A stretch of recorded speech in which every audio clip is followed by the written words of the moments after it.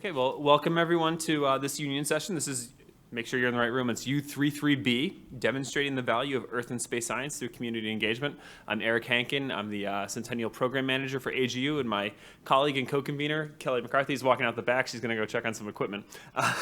She's the Communications Manager for Centennial, and in a couple weeks is going to be joining the Thriving Earth Exchange team at AGU, which is super exciting because our Centennial year is ending. So that means our jobs do too. But let's get back to a positive note. So this is a really special session for us because everyone that is speaking in it received a Celebrate 100 or Science Day grant from AGU as part of one of our many Centennial programs.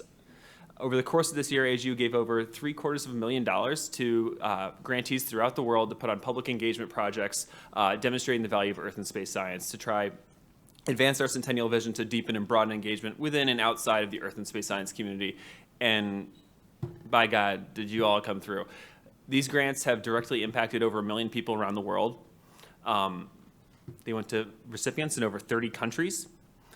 Over 50% actually were for recipients from outside the US. So this is incredible, and it actually, in some ways, is more forward-thinking than a lot of the other AGU programs that are going on. That's a higher percent than we have than we have international members, international attendees here. So congratulations, that's really cool. Let's round of applause on great work. So just how the session is going to work, it's lightning talks, which is fun. I've never chaired a lightning talk session, so this is exciting to see a countdown from 5 instead of 15. 5-minute talks. We're going to hold for Q&A until the very end, and that Q&A, the very end of the session, and that Q&A is going to be more of an open networking, let's all meet each other and talk about best practices rather than a traditional panel Q&A session. So without further ado, we're going to start with our first speaker, Alessandra Abe Pacini, and she's going to be talking about girls in space at Arecibo Observatory. Allie. So to advance, you're just going to use the... Perfect. Good afternoon, everyone. So I'm Ali Pacini. We already come to the second slide to run. So I'm a space scientist and I do heliophysics, but I'm also a writer. So I wrote this collection of books for girls, and the name is Girls in Space. So the idea is trying to educate and engage more girls, like especially around the age group where the gender gap starts in science. So, and I was this year until June, I was part of the science staff in Arecibo Observatory in Puerto Rico. So I tried to put together all the things I had in my hand to try to do a great event and try to engage community. So then we proposed to AGU the Girls in Space at Arecibo Observatory, and we used for this event the February 11th day, because that's the International Day of Women and Girls in Science. And the idea was bringing some kids from around the island, some girls, to talk about space science, about women in science, and about the Arecibo Observatory. And I will show some pictures and some videos that we had from this event. So we managed to, with the grant from AGU, we pay transportation for 100 students from a city far away from Arecibo. And that we chose those schools because they were only girls' schools, and we didn't want to create a conflict between boys and girls. And so it's funny because Puerto Rico is an island, it's not that big, but actually not everybody visit the observatory because the observatory is kind of in a remote part. So we provided transportation for the students and for the teachers. Oops, sorry. And then the event was 5 hours long event. So we started with a lecture about space sciences and about the science we do at the observatory. And also we discussed the role of women in science and all the issues we have with the gender gap. And then, and of course about the books also, I'm gonna show you. And we had the participation of 2 other scientists, one from NASA and other from Brazil, that call in and talk to the kids about the career and about how to be a scientist as a woman. It was really, really cool. So then these girls also had lunch at the observatory, and then we took them for a VIP tour. So they went under the dish. I don't know if everybody here is familiar with the Arecibo Observatory. That's this gigantic 300 meters radio telescope that appears in Contact movie and the Golden Eye. So it's a very iconic site.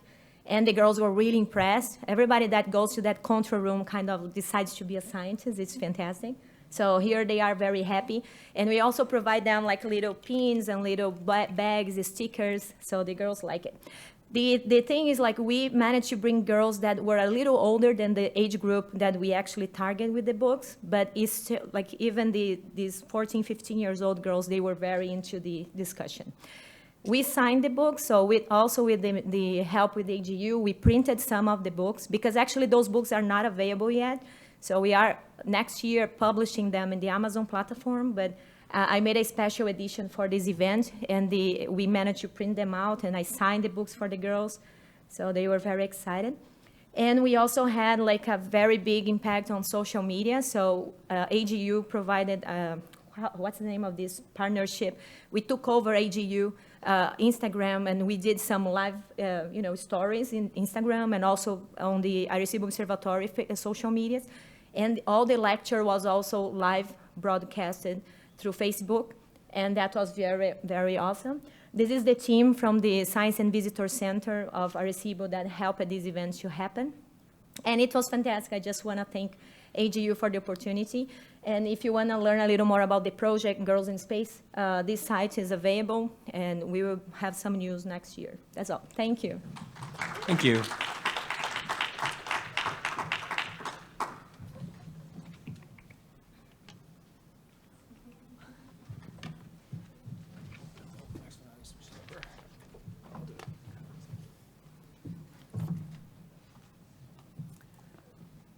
Okay, next up is Suzu Nepal, who will be speaking about exhibition to celebrate World Environment Day 2019 on the theme air pollution.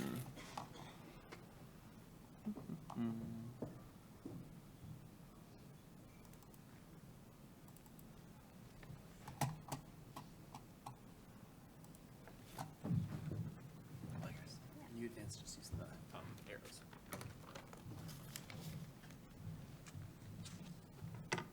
May I use this? Yeah. Good afternoon, ladies and gentlemen. I'm Suzu Nepal, representing the Small Earth Nepal from Kathmandu, Nepal. As I'm here to present our work that was celebrated on June 5, 2019, on the theme Beat Air Pollutions to mark World Environment Day on 2019.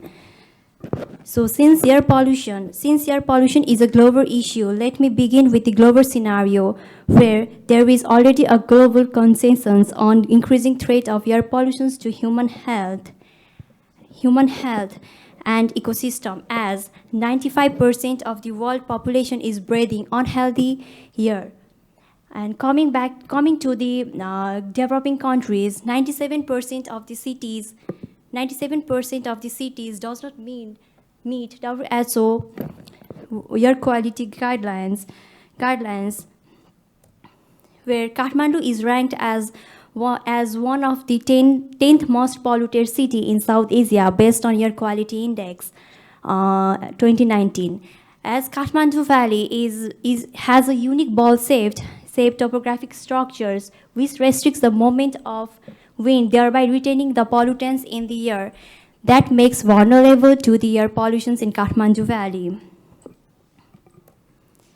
Increasing inefficient vehicle emissions, rapid haphazard urbanization, brick lanes, and open burning has contributed deteriorating air quality in Kathmandu Valley.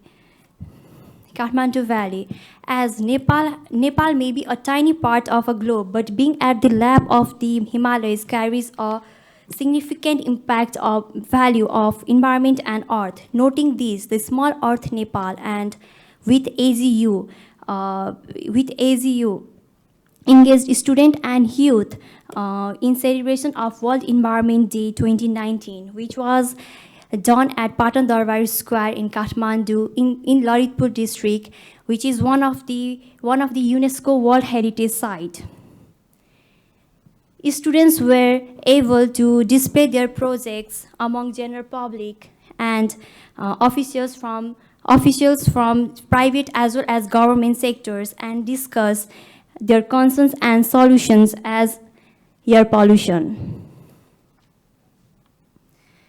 Since exhibition promotes knowledge sharing, students were able to put forward their concerns regarding air pollution with general public and discuss on the practical solutions to minimize the air pollution effects such as use of sustainable public transportations. Similarly, innovative projects ideas were also showcased by the students on the air pollution, enhancing engagement of young minds on pressing the environmental issues. The air pollution has been emerging issues and has been increasing at an alarming rate in Kathmandu, that is located in Nepal. The prohibition of old and high emission vehicles within the city, strict laws and regulations on bricklines and open burning, effective monitoring, and extensive installations of pollution measuring equipment and data transparency on air pollutions may be is essential to combat air pollution in Kathmandu Valley. Basically, the main objective of our event main objective of organizing our event was to involve student and general public on air pollution. However, such action can also help us to achieve Sustainable Development Goal. To be specific, Sustainable Development Goal 3, 7, 11, 13, and 15.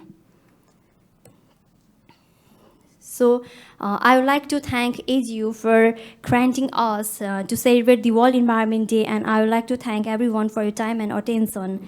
And if there are any recommendations for us to make the program more successful in upcoming days, thank you so much.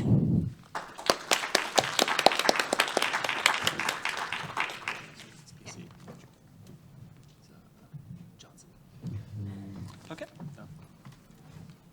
You introduced too.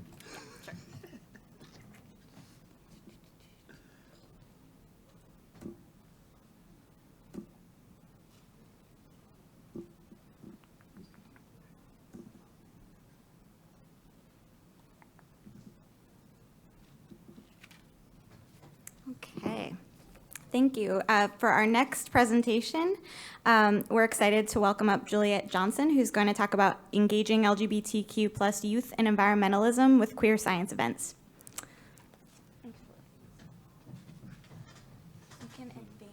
Okay, yeah, present it. Yeah. There you go. Awesome. Thank you so much for having me here. So my name is Juliet Johnston. I'm at the University of Minnesota, finishing up my PhD. And I started up an organization about 3.5 years ago called Queer Science. What we do is we bring in LGBT high school students into research labs so that they can meet and engage with actual queer scientists. Most of our high school students have never actually seen or met any other queer scientists, especially since we don't do enough to promote scientists to high schools, let alone specifically people who match these smaller demographics. This works mostly as an educational pipeline program where they get to start interacting with us. They usually come back to our events, and then they get to come to the university. Hopefully they'll sign up at the University of Minnesota, and we can also start interacting with them. They'll show up for our classes because they want to find out who is their TAs and whatnot. And mostly we get a lot of trans and non-binary students just because of how our organization was started. Just a general basics of it, we'll just have a bunch of different events throughout the day. If you want any more information on how we do some of the organizational stuff, all of our presentations, including this one, is available online at z.umn.edu/queerstuff. And usually we organize 2 lab-based events per year. But the problem with that is that a lot of people's science is much more field work. It's something that you have to really get out to explore. So we were really happy when we were able to partner with AGU to do our summer hiking trip, which is now going to be a staple every year for the foreseeable future of queer science. So what we wanted to do is bring our high school students out into the field and get a little bit of a sense on a hiking trip that was guided through actual queer scientists. So we ended up staying within the University of Minnesota system, and we went to the Cedar Creek Ecological Reserve. We brought them up there where they have a small hiking path that you can go. You'll explore on a bog, as well as they have some classroom spaces so we can bring them back for collecting some samples, bring it back to a classroom. You can do some microscopy, oh my gosh, microscopy, and do some dissection of other flora and fauna. It's about 45 minutes north of the Twin Cities, so we had to get some transportation, bring everyone out there. It was a fun time. We usually have a really diverse group of just our own presenters. So we had mostly Taz, who was leading everything, who's our resident plant biologist. We couldn't move more than 5 feet without Taz trying to point out some new plant that was actually really exciting to them. So we had a really great gathering from that. Jackie is an environmental engineer and indigenous activist who got to share a lot of their work with nonviolent direct action, as well as some of the other ways that they've engaged to stop people from harming the environment. My friend Fee was a sound engineer, or they are a sound engineer, and they talked a lot about bioacoustics and how animals can actually communicate long distances in the environment. I am a microbiologist, so I was doing much more about fungal cultures and things like that. My friend Natalie, she was also doing something about nanoparticles and how it disperses in water because she's an organic chemist. And finally, we had our friend Caro, who you can see over here is actually helping our students out. Caro brought in a bunch of plants where we had a more fun, laid-back activity where we can just use plants, extract dyes from that, and we can make little queer flags coming out there. So you can actually build your own flag to represent your own identities and have something to take home. So if I was to leave you with anything, something that I think our organization has done really successfully that I haven't seen a lot of organizations do, we just call it the humble participant. And typically when I see other organizations doing volunteer work, people will show up, you as an expert will show up and volunteer, do your section, and then you kind of just stay away in the background for a little bit. We try to make sure that all of our experts in one field go and also participate in other events so that they can be a non-expert in that. It gives you a lot more time to interact with young people, and it also kind of helps dispel that myth that a scientist is good at every single thing. It shows that you are actually really bad at organic chemistry or some other type of thing. And it just gives you a lot more time to interact with them and see a much more realistic representation of you're an expert in only this one specific thing. So usually we would take our high school students to come here and actually talk to you and they would be the ones telling you the impact. But the biggest part is that it builds a lot of intergenerational community. We now have some of our high school students or people who started off as high school students in our program that are now at the University of Minnesota or St. Thomas or other local schools. And they take our classes specifically because they want to have a queer mentor in those classes. They will also just show up to our offices because they know who we are and they just want to be a part of our lives. So we know we're doing some really cool work. You can find me online at Twitter or my internet stuff up there. All the presentation materials are up there. And thank you so much.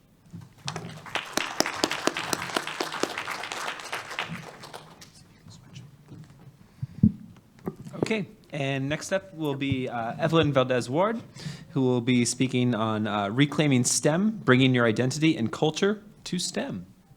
Evelyn.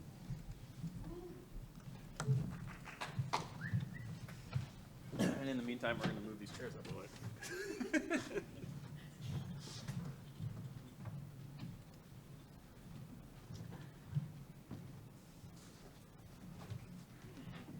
So you can control your slides with this keyboard or the mouse, your choice. Yeah. Is the mic gonna reach me? Maybe I can.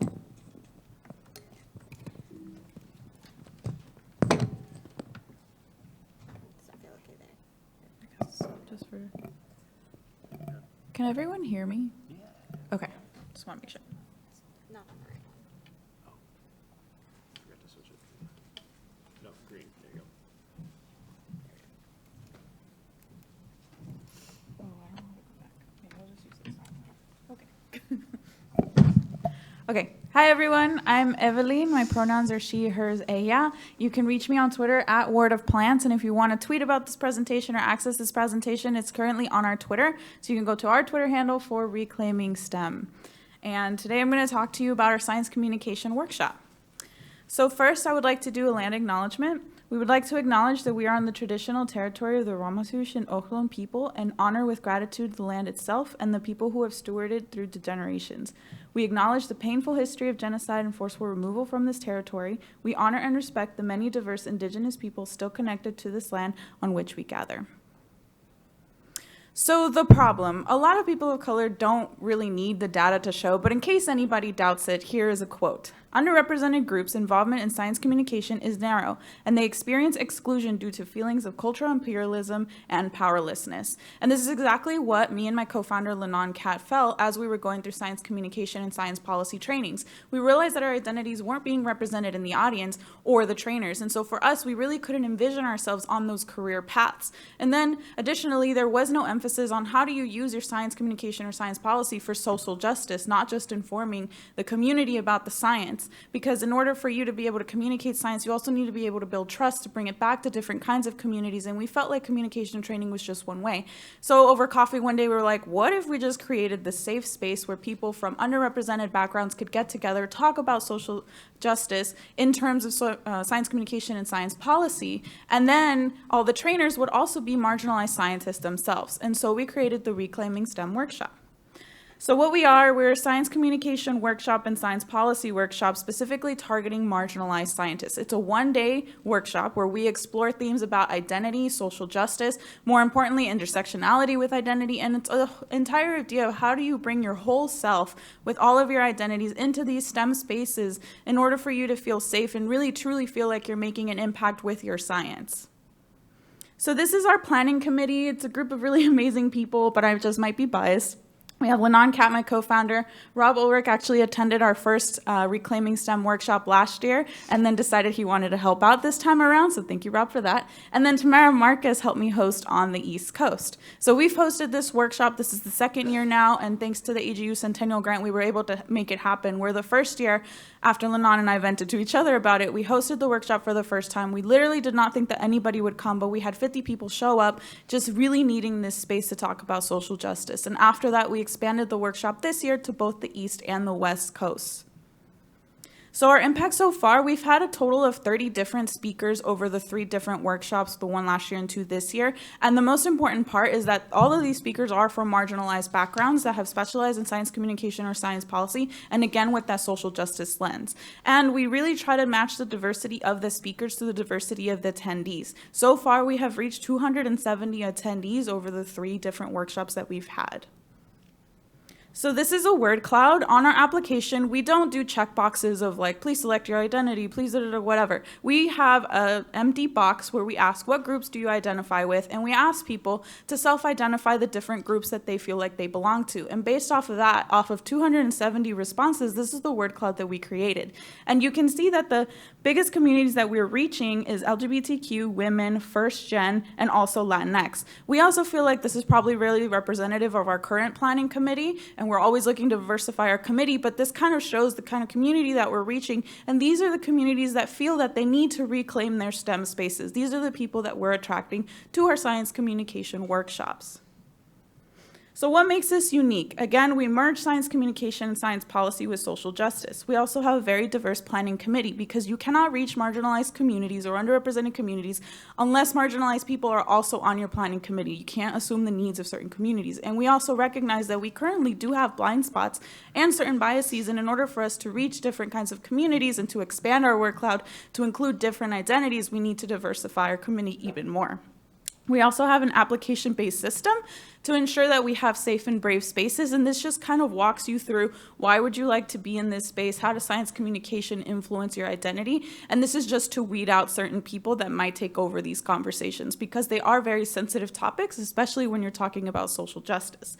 We also have a very diverse and authentic speaker lineup, and most importantly, we aim to ensure that all of our presentations and anything we do is accessible physically, but also during the presentations, like having mics, having live captions, physically accessible spaces, and inclusion at every level, from food, name tags, spaces, etc. And lastly, we also make sure that the event is free to attend to lower the cost of financial barriers. So some reflections from this workshop. The Woke STEM presentation had the greatest impact because I had never seen a Black scientist present their science in a raw manner that didn't censor their identity. And here's another one. I learned that the feeling that I have always had in my heart that academia is stacked against anyone who is different is actually true. I affirmed my own feeling of not belonging. I think the best advice to tackle this is to make my nonconformity look intentional. And these two reflections kind of show what the Reclaiming STEM workshop does. It brings together a lot of different people from marginalized backgrounds, and finally you feel like there's a community, like there's someone like you. You finally feel seen. And meeting with people who are a little bit further along in their career makes you think like, okay, if they made it, then I could make it too. And I also lastly just wanted to highlight some of the pieces from the amazing people who have attended the workshop. So the first one being from Adriana Briscoe. She published this piece from the Latino STEM Teachers.gov and Future of Teaching. And this was after we had a workshop to teach how to pitch your writing. And this is one of the pieces that just came out. We also have Christina Del Carpio, who wrote a piece reflecting on reclaiming STEM. We have the Academic Secret Menu. If you can go follow them on Twitter, it's an entire kind of repository of resources to navigate the hidden curricula within academia. We also have within Sister STEM, Danielle Hofield, who wrote about their experience within science and connected it to their current research. And then here, the coolest thing of the East Coast workshop is that they made a playlist to block out the white noise. And it's just a playlist of all the attendees' favorite songs whenever they want to block out the haters and the white noise. And then this is a video reflection from one of our attendees, Ravi, who attended on the West Coast. And all of these links can be found in our Twitter and on our slides. So here's some resources, our Twitter. We're always looking to help you make events more inclusive. We have some resources on that. If you have any questions, feel free to email us or tweet at us. And then also, we're always looking for funding. We need funding for next year, so if you have any monies, let me know. And here's my email. Thank you. Thank you, Evelyn. So next up will be Beth Bartel. Beth will be speaking on communicating geohazards, delivering information responsibly in crisis and calm.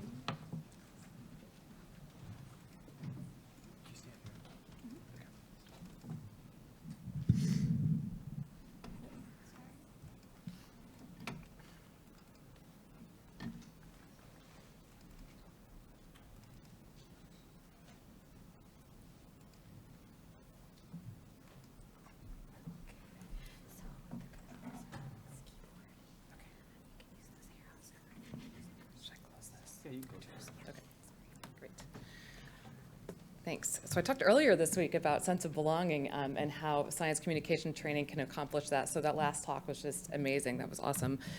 This is about science communication training as well, but it's with a different framework, a different slant.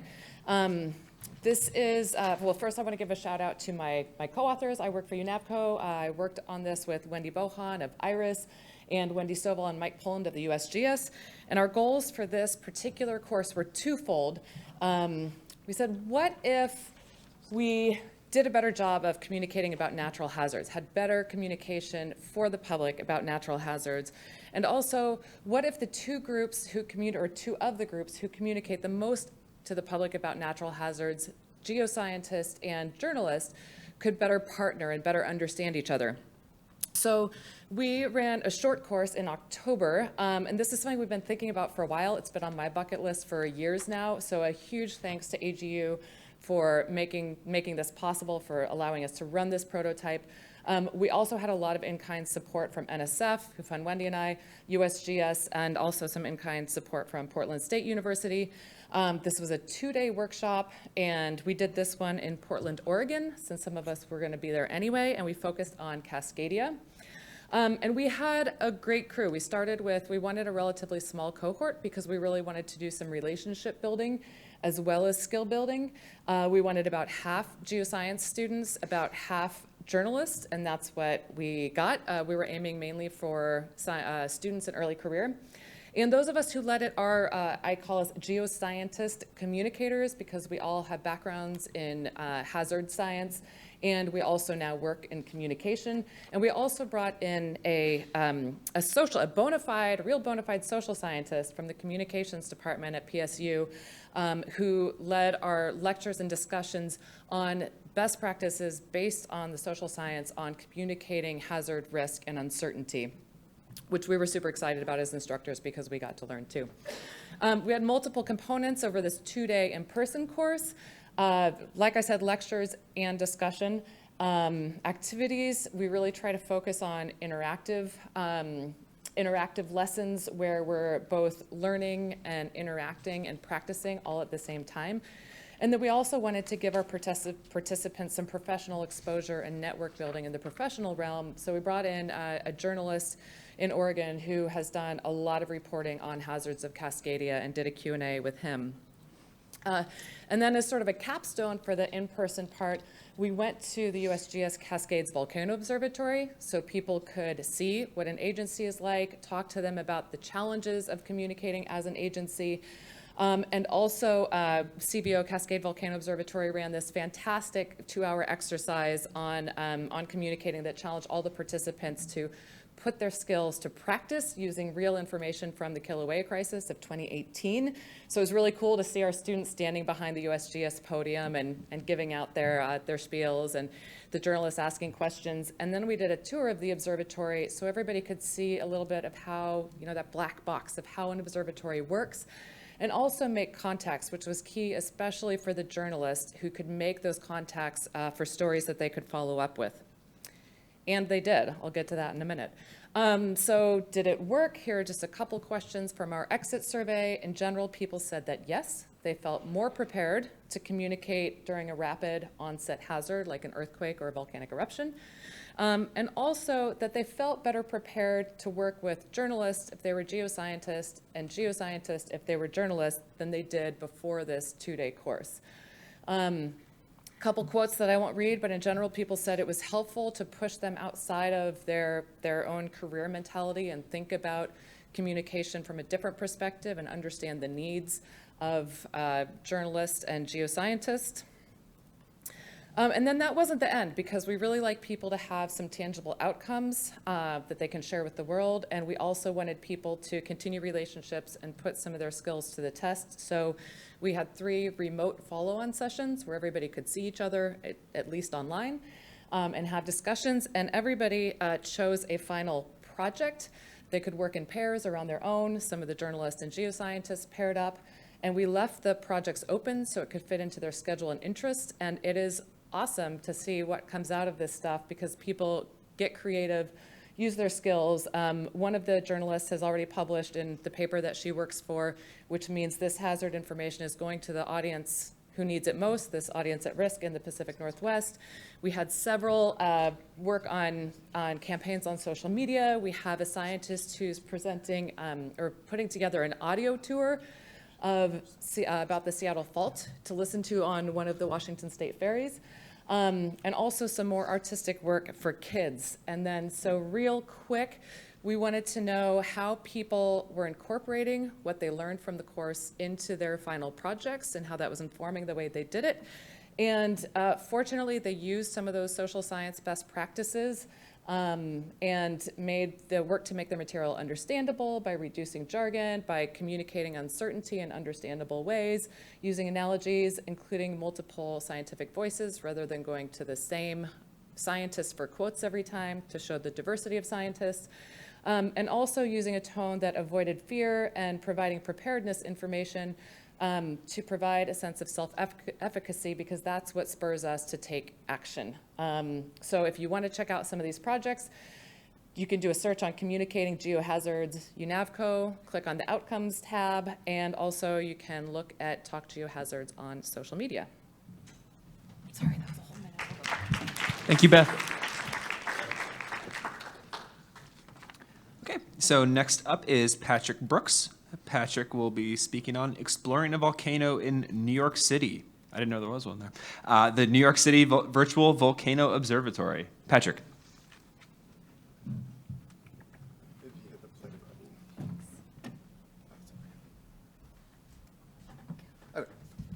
Hi. So my name is Patrick Brooks. I'm an independent filmmaker and professor of film production at Fairfield University. And I worked with a collaborator of mine in New York named Ben Black, who's a volcanologist at City College in New York, on something we called the New York Virtual Volcano Observatory. And what we saw is that people in New York, and I think most major cities, really aren't aware of the world around them, geology or even just the natural world. And so we wanted to try to figure out a project or a way that we could collaborate kind of an interdisciplinary way to bring awareness to the broader public about the world that they stand on. Great. So we received a residency on an island that's just off the tip of Manhattan right here called Governor's Island, where we were given a historic house to occupy from the months between June and November of 2019. We were open every weekend, and we saw thousands of visitors coming through our installation. There it is. So we were in this very kind of Edenic grove of houses. In fact, the whole location of Governor's Island, it's only about a 7-minute ferry ride from the tip of Manhattan or from Brooklyn. But really, when you get off this ferry, you feel like you're in a small New England kind of town. There's trees everywhere. There's birds, like you hear with the wind. And I think what it does is it puts people in a mindset for a new type of experience. And that's something that we really hope to capitalize on, thinking that our installation would make a lot of sense here, not so much on Fifth Avenue. We kind of saw that was true as well. We created a little mobile unit for the observatory and took it to a street fair in Manhattan. And we found that our virtual reality installations and our microscope installations, people would come in and they kind of sample for a little bit, but they wouldn't stay for too long. Our engagement was less than a minute with most people at our table. We saw that to be radically different in our own bricks and mortar space. People would stay regularly for 20 minutes, some people over an hour, and we attribute that to a bunch of different things that we were doing on site. I mean, I think the first is just this kind of island mentality that you get when you're on Governor's Island that opens you to new experiences. I think the second is that when people walk in the door, they feel a need to engage, or it maybe kind of stimulate some curiosity, so they kind of have this buy-in where they feel like, well, we have to stay here. The third is the way I think we approached our installation, using both physical pieces where people could handle lavas, rocks, look into microscopes, but also other ways such as virtual reality, large projections, sound kind of experiments where you could put on headphones and listen to the sound of recorded volcanic activity. And so it was this kind of cocktail, I guess, of different ways to interact and engage our visitors that I think was really effective. For example, people would put on the VR headset, which would allow them to go to a volcano. One of the things that we had in our mission was to kind of bring access to people who might not have the opportunity to travel to a volcano. That might be most of us. And that they could do that here, taking a free ferry onto Governor's Island and have that firsthand experience. Then turn to the table right next to it and handle rocks and kind of make that experience real. So I have a couple just examples of this kind of layered approach we used to engaging our audience. This here is a cross-section from a CT scan of a piece of pumice from the 2012 Havre volcanic eruption. And the users could actually go inside of that piece of pumice and rotate it. And so what they had is next to our installation, after they had their kind of digital experience, they could actually pick up pieces of pumice and hold it in their hands. We had text on the wall that said, "Why do you think this rock is so light? How do you think this rock was formed?" And then we also had an interpreter on site. We had faculty and graduate students from all the major universities in New York, such as Columbia, Queens College, CUNY, and NYU, that were there to talk people through what they were experiencing and what it might mean for the geology around them. We found that we had a very, very effective engagement with people over a virtual reality experience going to a local site connected to the this is where I always get this wrong because I'm not a geologist. The Central Atlantic Magmatic Province. Yes? Okay. So we took people with some live action video to some sites in New Jersey, which doesn't sound very exciting, but it actually was. People were really shocked seeing that there's huge basalt columns, that there's protrusions of lavas that are just 10 minutes from Manhattan. And so this VR experience was something that people kept saying to us over and over and over afterwards. We had no idea that this was local. We had no idea that we could have this experience. And then they could touch the lavas. They could talk to people afterwards. We also had engagement with kids. And that's really the kind of takeaway that we found, is that it's actually the virtual reality, the digital experiences were kind of the way in, and that people could, they wanted to talk afterwards. They wanted to kind of make that a tangible experience. Kids wanted to drop paintings, and that's really where we saw the success of our installation. We also held a number of classes from universities in our space. We held some painting exercises, and so really seeing how having a physical space, even though it's virtual, was really critical to our success. All right, thank you. Thank you, Patrick.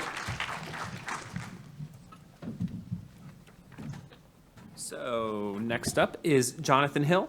Jonathan will be speaking on Mars on the Mall, bringing the Walk on Mars program to the National Mall in Washington, D.C.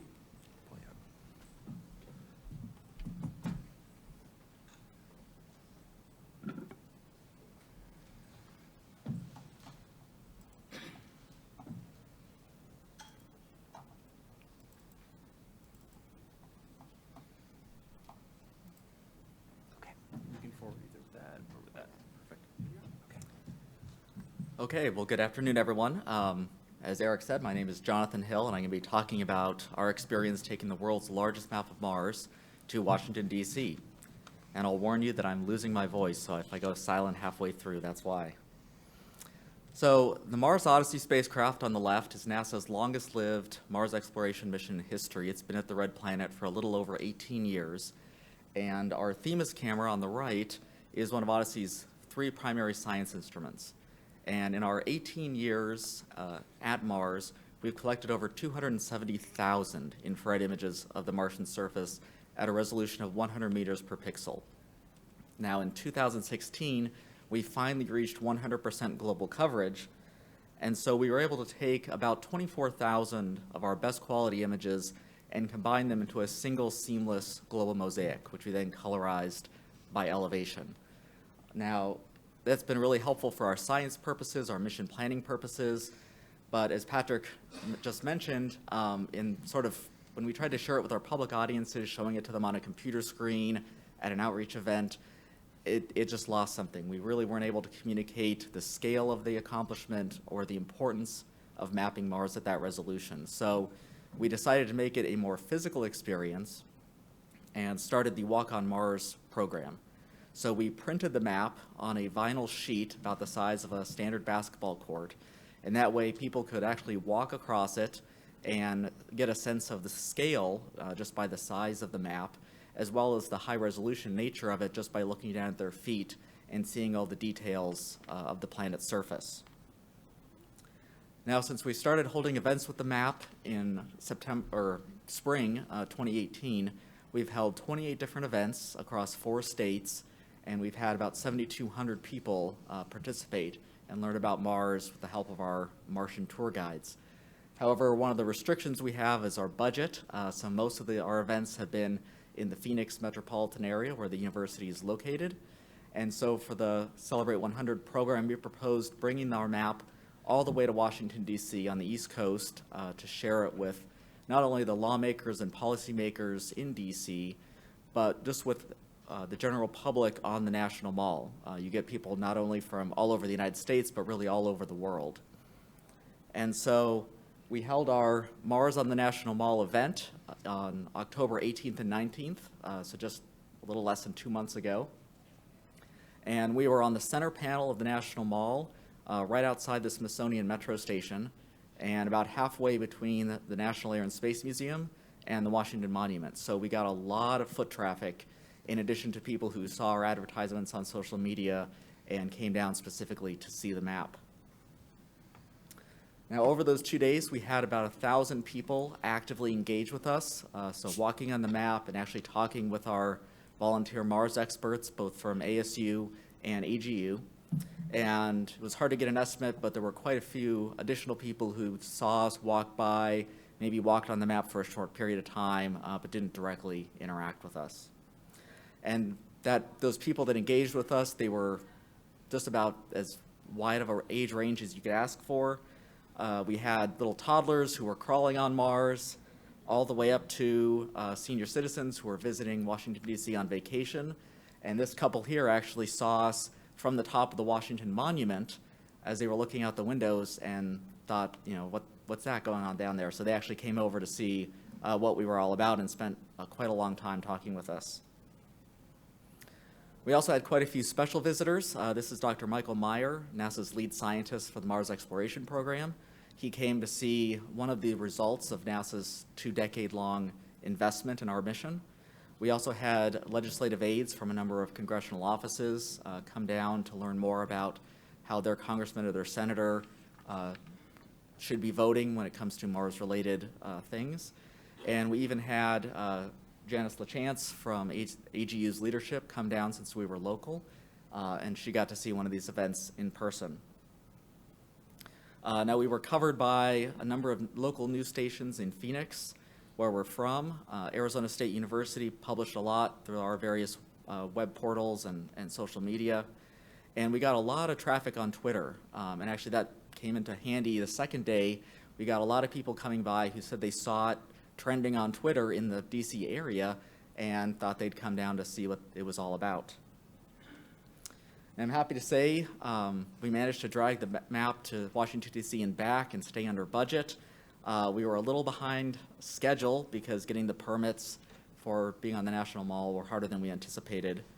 But I think it was a successful event, and I'd like to especially thank Eric and Kelly and the rest of the Celebrate 100 team. Not only did they give us this opportunity, but they came down, got their hands dirty, helping us with setup, tear down, and even learning about Mars so that they could help convey that to our visitors. So with that, I'll leave you with our website. Thank you. Thank you, Jonathan. So I see we have some new attendees have come in since the start. So we're not doing the traditional Q&A after each talk, but we're going to hold until the end of the session. We're going to break like 30 minutes early, and we're going to have open networking, Q&A, talk with the speakers, which should be fun, especially after lunch. So I'd like to welcome our next speaker, Robert Stern. Robert is going to be speaking on community engagement and AGU Celebrates 100 Years, the role of regional videos produced by scientists and students. Robert. Yeah, can you just click on that first PowerPoint? Got it. Just press the button. Would you like to advance with the... No, it's just one slide. Yeah. Oh, cool.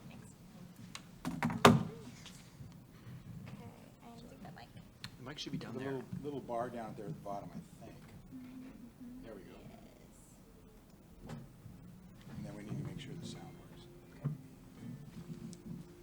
The purpose of Geoscience Studios is to make short, 3 to 10 minute long videos and animations about fundamental Earth processes aimed at undergraduate students and the general public.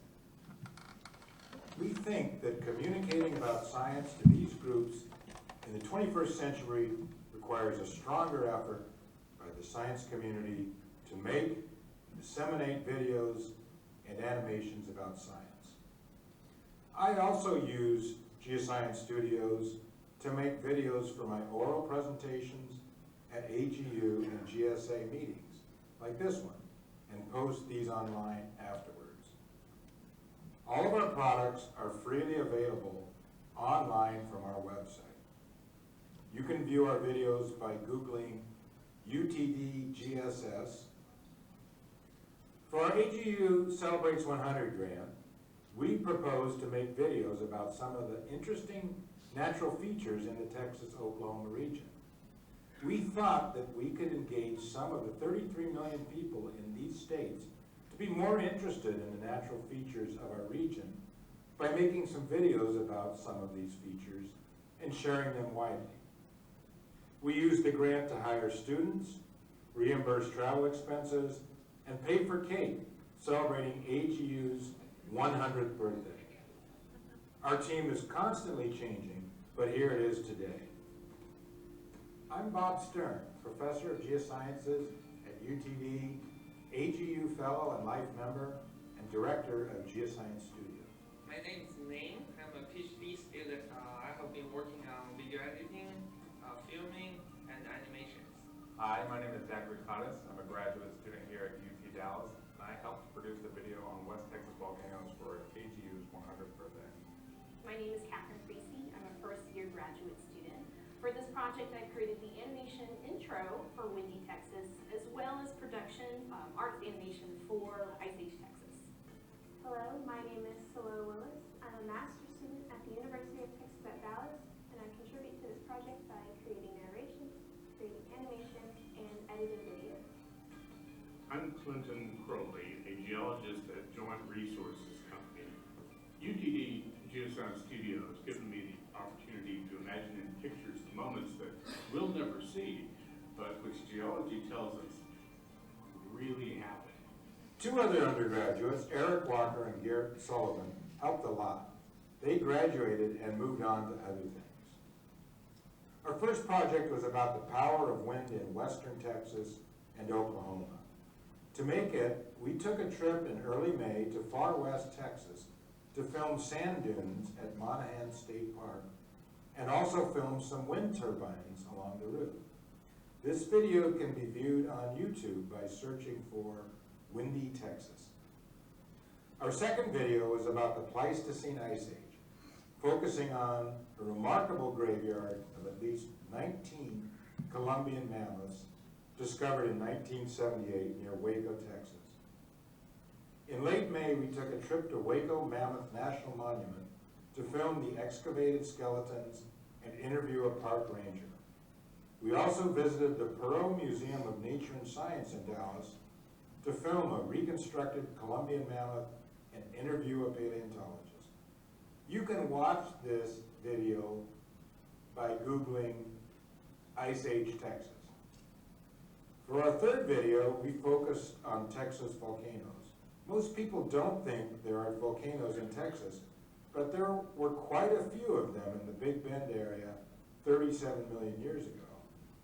For this video, Professor Don Parker from Abilene Christian University, who is expert on these volcanoes, agreed to meet Zach and Garrett in West Texas and show them around.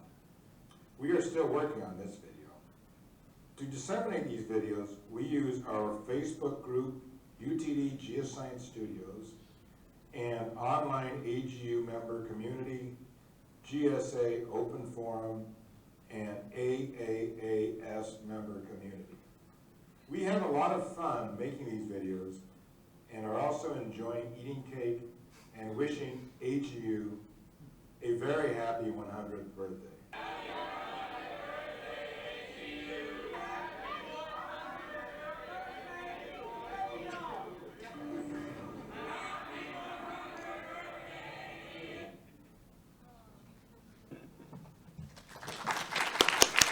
Thank you, Robert. I'm bummed I didn't get any of that cake. Yeah, we need some. Yeah. Where's the cake? Where's the cake? I could use something about 4 o'clock here every day. Sorry, only beer. Not for us staff. Okay. Okay. You want to make this bring it up? Okay. So next up is Bernardo Bastian Olvera, and Bernardo will be speaking on Planeteando, climate change video blogging. Bernie. Did I pull up the wrong one? No, where is it? Should be. Hang on, this is Johnson still up there. No, I thought it was on the Mac.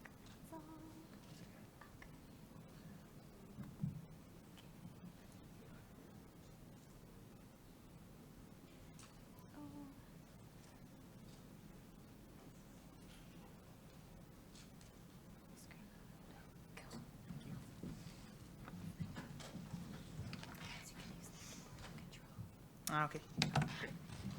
Hi all, my name is Bernie, also known as Captain Planet in Planeteando, the climate change video blog. This is a video blog in Spanish. It's its main feature to communicate geoscience, climate change, nature and society interactions in our own language. Mine and Raisa's, which she's here also, we are the hosts and creators of this video blog. So the main thing that we do is YouTube videos. We do a YouTube video every week. We started 3 years ago talking about the science of climate change, just like in common words that could be understandable by everybody. And then we started, as we started shifting our grad studies focus towards the more social issues and environmental justice issues and climate change economics, we started to including topics such as what are the social aspects of climate change. So yeah, check it out on YouTube. If you want to have some fun or practice Spanish, or if you talk Spanish, then learn something else, hopefully. And we also just recently started a podcast, which you can find on Spotify, Apple Podcasts, things like that. This is a bi-weekly podcast in which we talk about the socio-environmental challenges that the characters in the movies face. So this is super cool because we start like imagining what are the worlds of these fictional movies looking like, and what are the main issues that they are explicitly in the movies or that we imagine that could happen based on science, no, or in social science. We have explored some cool movies such as, for example, Mad Max, Avatar, Nausicaa, The Valley of the Wind, Blade Runner, all of them super cool, like talking about very, very great stuff. So far, I remember, for example, like Avatar and how it reflects super well, and as same as Pocahontas.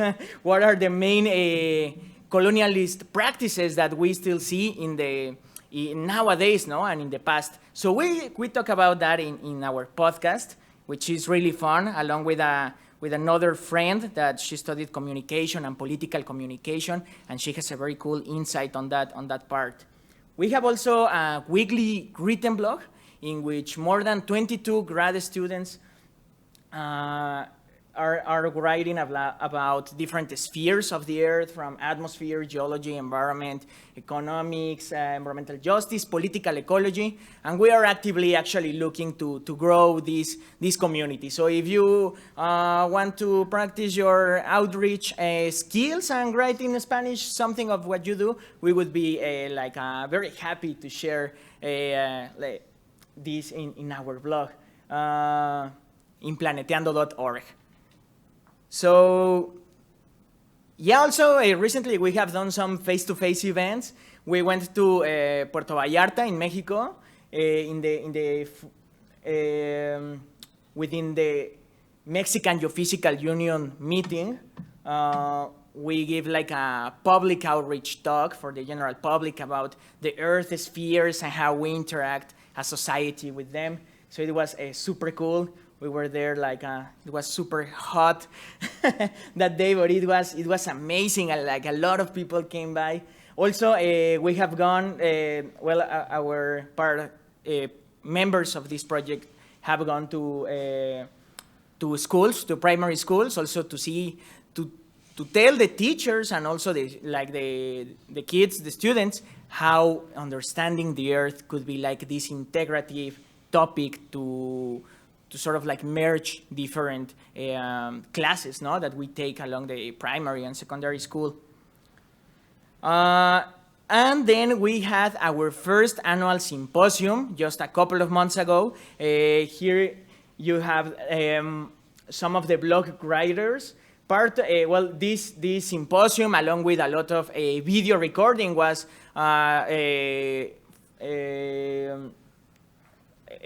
granted by the AGU grant. So yeah, like finally we have met all of them in person, but they haven't met each other, these blog writers. So this was our first annual symposium, which went really cool. And finally, we are inviting you to our summer school in 2020 in Guadalajara, Mexico. This is going to be a summer school on how to do small videos, small audiovisual material to communicate your research to either your colleagues or to the general public. So yeah, if you would like to come, that would be amazing. Thank you so much, and please follow us and share this project. If you liked it, just Google Planeteando or on Twitter. Thanks so much. Thanks. Thank you, Bernie.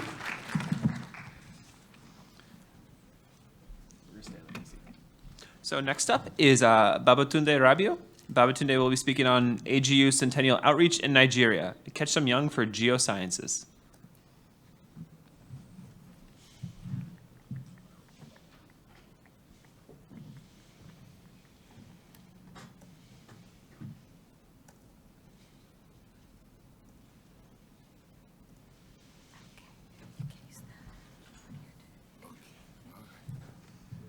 So good afternoon, all. Yeah, so I'm just here to present an outreach that we had within this contest of the Centennial of AGU. We got a measure of support from AGU 100 to make this program possible. The event took place on 11th of July this year at one of the halls that belongs to a particular high school. Don't mind the word college there, that's our nomenclature. It's an high school setting in Benin City in Edo State, Nigeria.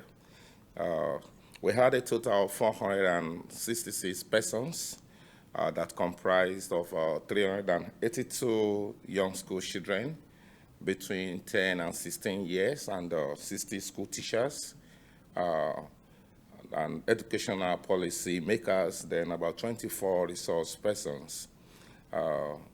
We had the government of the state represented by the permanent secretary at the Ministry of Science and Technology, which is also responsible for education.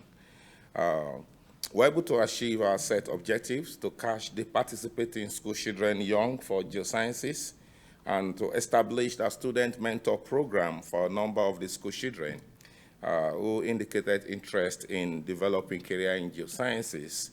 We're able to showcase some beautiful results and benefits of geosciences to the society. And another landmark was to reach out to the policymakers in educational sector. The Ministry of Education was represented, and quite a number of office holders in the Ministry of Education were there because the government was represented by the permanent secretary in the state.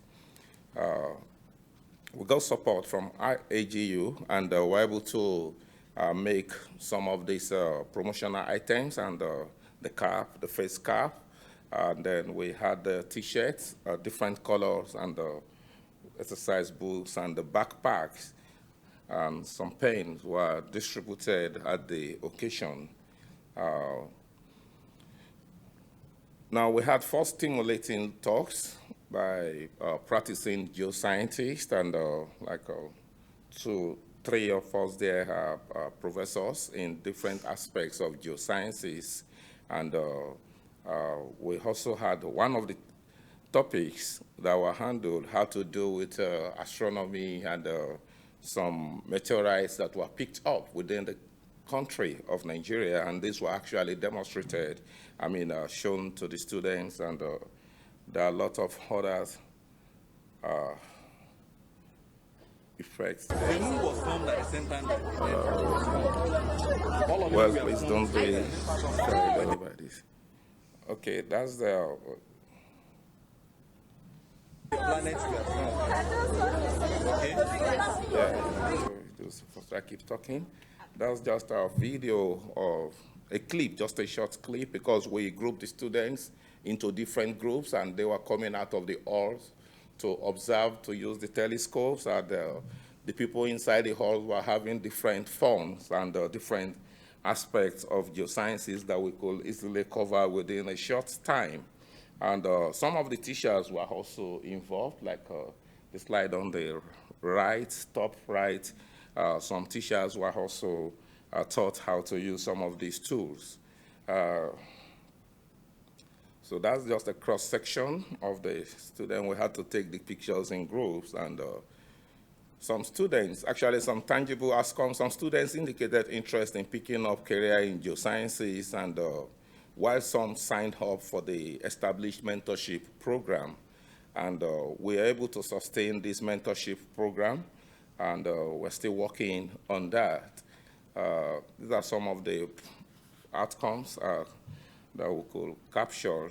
The interesting aspect is the student mentorship program, and some of the teachers actually got also impacted during the exercise, and we're still in touch with these students.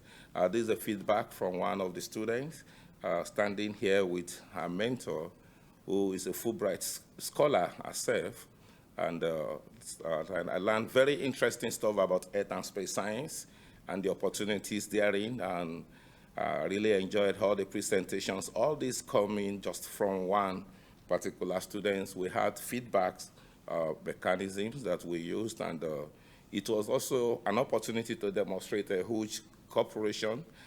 We got financial support from the AGU Centennial grants, from the Nigerian Center for Atmospheric Research, and from the Edo State government in Nigeria.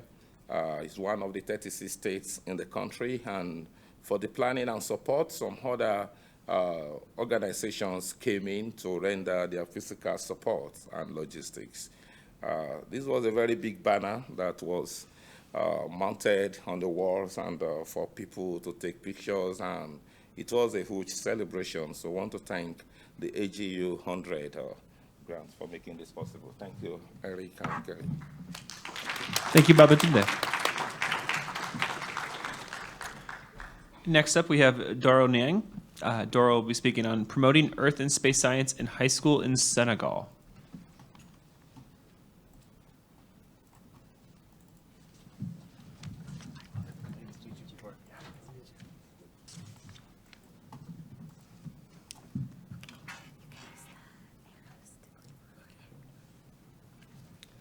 Thank you so much. My name is Doronyan. I'm a PhD student, also the president of the Association of Young Geologists and Environmentalists of Senegal. I'm going to present to you our work promoting Earth and space sciences in high school in Senegal. The teaching of Earth and space sciences in general is far from satisfactory in Senegal high school. AGES, in partnership with AGU, has united an annual program to promote Earth and space sciences in high school. The main objective of this activity is to make young people aware of the interests of Earth and space sciences, get young people to discover space sciences, develop space science and Earth sciences, to enroll in scientific field, particularly the field of SS and Earth and space sciences. We have 3 activities: panels, workshop, and exhibition during these activities. In the panels, we have 6 panels also. Panel 1, we have geology and interesting opportunities. Also, we have Senegal minerals potential in the second panels. We have also artisanal gold mining and environmental impacts. 5 panels, we have geotechnics and valorization of local materials. And finally, we have astronomics and astrophysics. In the workshop, we are using the sun views glasses, also the rock samples, and telescopes with a student in high school.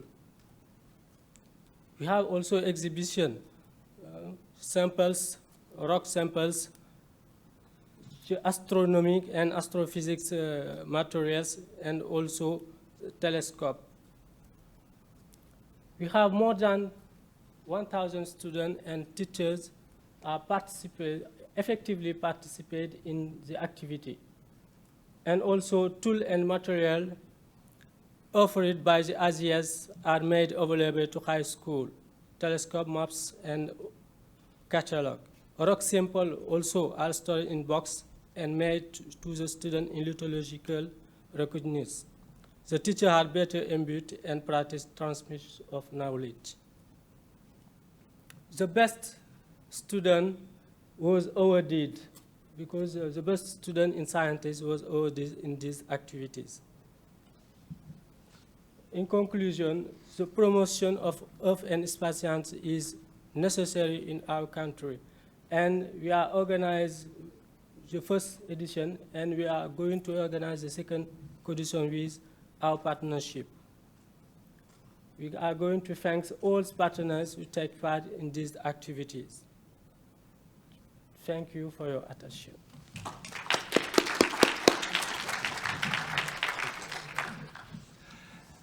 Thank you, Doro. So next up, we'll have Annie Boucher.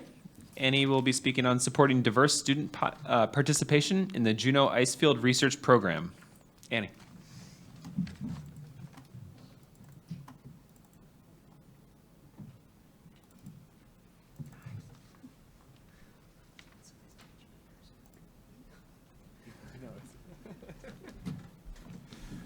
Hi. Perfect. Got it. Hi, my name's Annie. I'm the program manager for the Juneau Icefield Research Program, and we used our grant from AGU 100 to support diverse student participation in the Juneau Icefield Research Program last summer. Specifically, we funded 3 partial tuitions for students who were first generation and students of color. So what is JERP? JERP is a summer field course for undergraduates focusing on polar and climate scientists.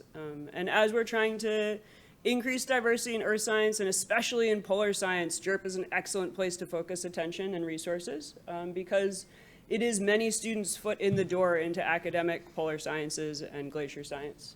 So every summer we take 30 students on a 6-week ski traverse of the Juneau Icefield in southeast Alaska. We have a number of permanent field camps set up that we've been maintaining since the 1970s. And we take an expedition that includes 85 people over the course of the summer, so 30 students and 15 support staff, and then a rotating crew of 15 to 20 faculty and researchers from around the country. JERP is a good place to focus attention here because for three main reasons that it helps students further their careers in polar sciences. The first is that the only prerequisite to be a student at JERP is that you're motivated to do so. We take students who have never seen snow. We take students who have never seen earth science or have never had earth science classes, who have never been backpacking before. And in 2 weeks, we bring them up from how to pack a backpack for the first time all the way to ski mountaineering. So this is a photo from the ice fall at the end of the first 10 days of the program.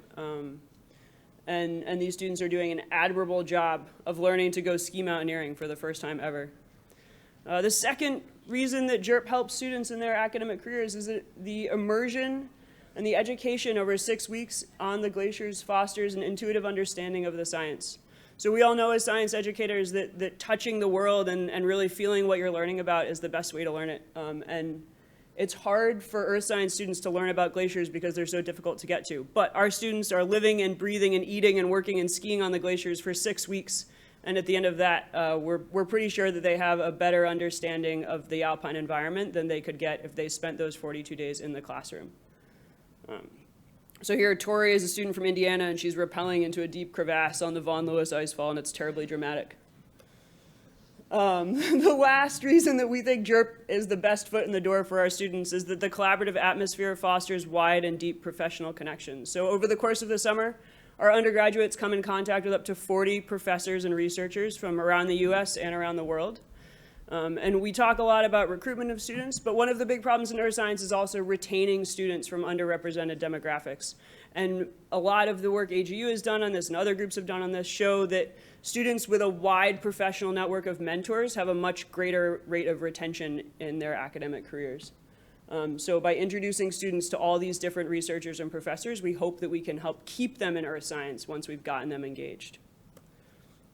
We've had some measured success with gender diversity in the last 10 years. We've done a lot of focused recruiting of staff and faculty who identify as women. We have done some minor linguistic and logistic updates to our program, so we offer gender-neutral housing that most of our students opt into. We have gender-neutral bathrooms, and we encourage pronoun introduction, and just small changes like that that foster an environment at JERP that encourages women and non-binary students to participate. Our student and staff applicant pools at this point are pretty consistently 65% women, 25% men, and 10% non-binary, and we consider that to be a big success. It's a big change for JERP over the past 30 years. But looking forward, we want to think about who's missing from this picture, and how do we help them get there. So a big part of that was this AGU 100 grant that we got that supported 3 students of color and first-generation students to participate this summer. Looking forward, we're coming up with a strategic plan to increase diversity, equity, and inclusion. We are increasing recruiting for students and faculty from earth science adjacent departments. So you don't need to have majored in geology to be a glaciologist. It turns out students from physics and chemistry and biology and engineering all make great polar scientists once they understand that there's a place for them here.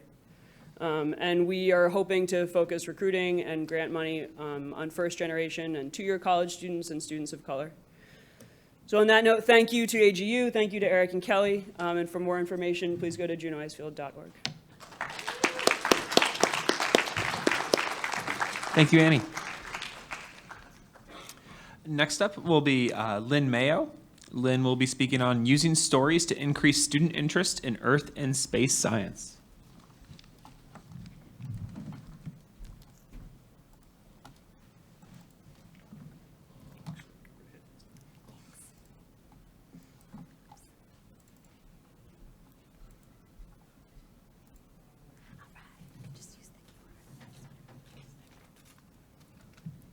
I want to start with a question for you all. Raise your hand if you know what a physical oceanographer does. Okay, so several people do. They basically study the ocean. But how many people know what projects they work on, what jobs? If you're a physical oceanographer, what job would you actually do? What project do you do? People know? I see one hand. And yet we're supposed to help motivate our students, high school students, to choose to become an ocean or physical oceanographer, and yet most of us have no idea what projects these students would actually do if they study it and they decide to get a job in it. And so what we're trying to do is with Repicture is help people understand what you actually do with different earth science and space science degrees. And so what we did with the generous support from AGU is we actually developed a lesson plan and piloted the lesson plan. But I want to first just talk about repicture.com. Repicture.com, it's a free website. You can go to it right now. And it's basically an opportunity to discover career shape in the future. And what it is crowdsourced. It's crowdsourced from students and it's crowdsourced from STEM professionals like you all. And the reason we developed this is we looked at the research showing why aren't more students interested in STEM. And what it says is, it's just a lot of students, they don't know what it is. They're not exposed to it. Or maybe they're exposed to it, but they have this perception, well, it doesn't really help people, and they want a job that helps people. So what we're doing with Repicture is we're telling those stories of STEM, but we're telling those stories of STEM, talking about how it actually helps people. Another issue is, especially for girls and other underrepresented groups, they don't think they look like a STEM professional. They don't look like a scientist or engineer. So what we're doing is we're telling the stories of all the STEM professionals so that everyone can find someone who looks like them. So all types of earth science, space science, and actually all of engineering and sciences are included in the repicture.com. And you can basically go, if you're interested in an area, if you're interested in water, like what projects, if you're interested in water, you want a job in water, what types of projects would you actually work on? You can search on water. You can find something of interest to you, such as this project that was just presented earlier this week by AGU member. And you click on it and you get information about it, information about what the project's about, the benefits of the project, which is what we often as scientists and engineers forget to talk about. We talk about what's the actual discipline that actually works on this type of projects. And then you can actually meet someone, you can meet an actual person who does that work. Or you could basically look on the site and find someone that's of interest to you. Now, unfortunately, right now, a lot of what's on our site are engineers. So we need more of people like you all, scientists, to add your story to it. But again, you can find someone that's of interest to you, you can click on it, and you can see their example projects, you can see their videos, or you can just answer a couple questions if you want to add your information to the site. So the goal with the website is basically to inspire and to inform. And so what we wanted to do with the lesson plan is implement a lesson plan, develop a lesson plan to use this in the school setting. And so we developed a lesson plan where basically students is research and write about STEM project, right? And that's often being done in the school already. But what's unique is, unlike a typical assignment, if the writing meets quality standards, it gets uploaded onto the site. So instead of having the teacher throw out the assignment when it's done, it basically goes up on the site for the students to see and for the world to see. And then what we're also doing with our pilot is we're actually having college students, college STEM students do the review of the work that the high school students do. And so we're piloting this currently. It's actually a part of their final class. I just met with them yesterday. And part of the final requirement for the students in Antioch High School. If you don't know Antioch, it's about an hour away from here. About 70% of the students come from economically disadvantaged families. So most of them don't know a scientist. And so they're basically doing this research, and then we're having students from UC Berkeley do that review, give comments to the students to help them approve it, to hopefully get it on the site. So what it does is this challenges students with a real-life problem. A real-life problem is to write for a real audience. It gets recognition for their work. So if your assignment actually gets posted, you will be the page owner. And we know based on past experience that the students are going and telling their family and their friends and their parents to look at the site that they created. And then what the teacher we're dealing with really likes is there's no ceiling to this work. So he's had an exceptional student study the MIT iconic wind plane, and they got excited about that versus your average student can do this project also. So if you have an internet, if the students ever use the internet, there's no learning curve. But what we did do with the generous grant is actually develop more of a how-to guide that talks about things like plagiarism, which, as we all know, is sometimes challenging with high school students. We also created a dashboard with the grant so the teachers can see the status of the projects, see which ones are close to being published versus are red. That student's project probably is not going to make it into being published. The comment we got back from the high school teacher is, I'll just start to skip the second one, is there's no other experience I could give my students in the classroom where a grade would be meaningless if their work was not accepted. So the kids, they were working and they're motivated not by the grade, they're motivated because they wanted to get their works published. So if you're interested in this, please email me at lynn@repicture.com. We'd love to share the lesson plan we have with everyone, and we will be posting it on the internet also. Thank you. Thank you, Lynn. Okay, so we're going to fast forward a little bit because we got a speaker who's going to have to leave a little early. So next up is actually going to be Jiban Panti. Jiban is going to speak on useful to usable, application of geospatial information in community water management in Karnali Basin in western Nepal.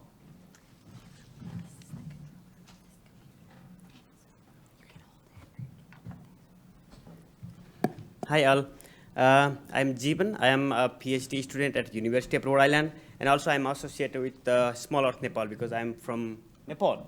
And this project is all about, as you see from the cartoon, it's all about rainwater harvesting, but not being wise, but becoming wiser.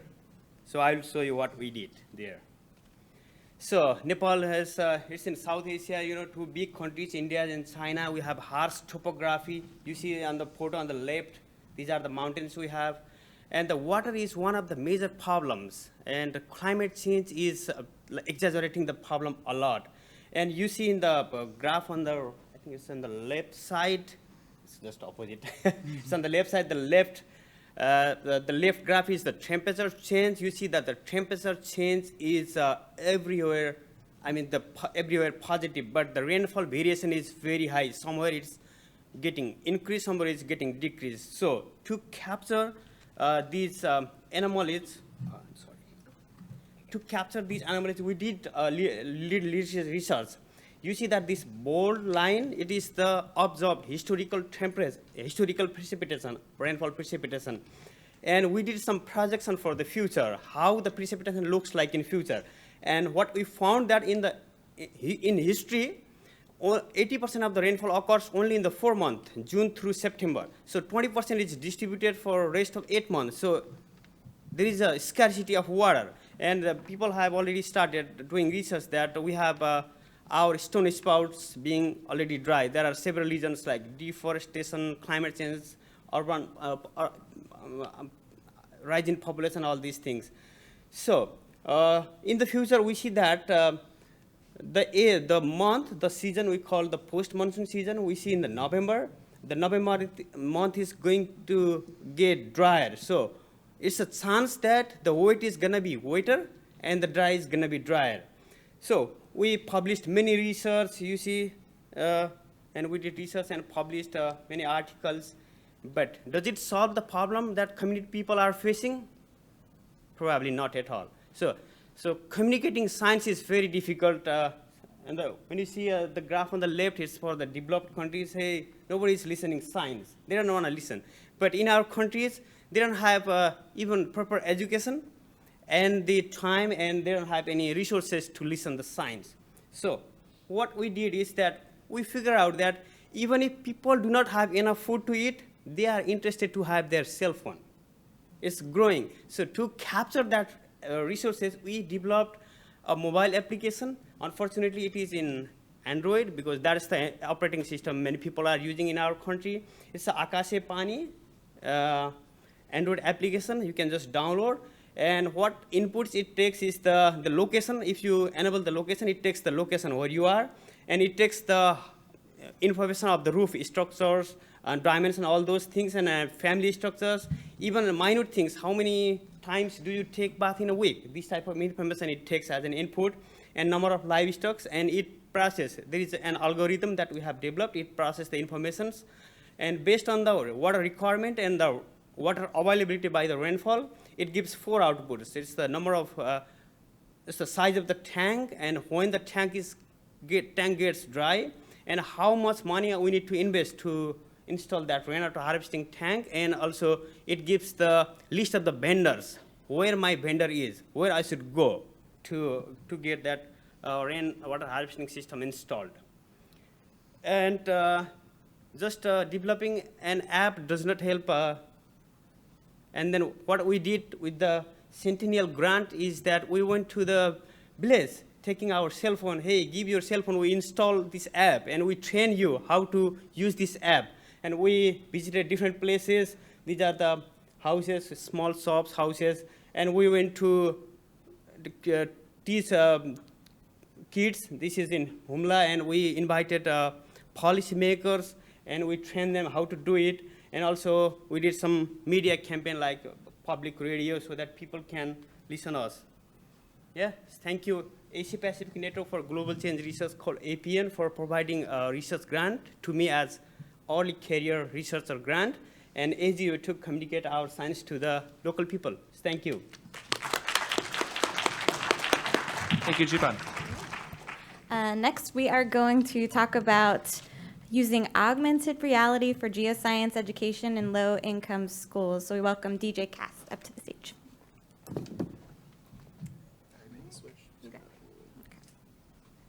She's on the Mac, right? No, she's on the, okay. Sorry, I broke the system. No. We had the routine down. I was like, oh, let's switch it up. Are you sure? Hi, it's great actually. Let's meet you in person. You can go forward with the front, with just the forward key, or use that mouse. If you need to point at anything, you can use the mouse. Sounds good. Good afternoon, everyone. My name is DJ Cast, and I run science education programs for low-income students in Los Angeles. And I am one of the recipients of the AGU 100 grant, and I'm going to demonstrate a little bit of the work that we've done with this grant within our context. And so because, you know, as an educator, I do want some participation, so I'm warning you in advance. So what is augmented reality?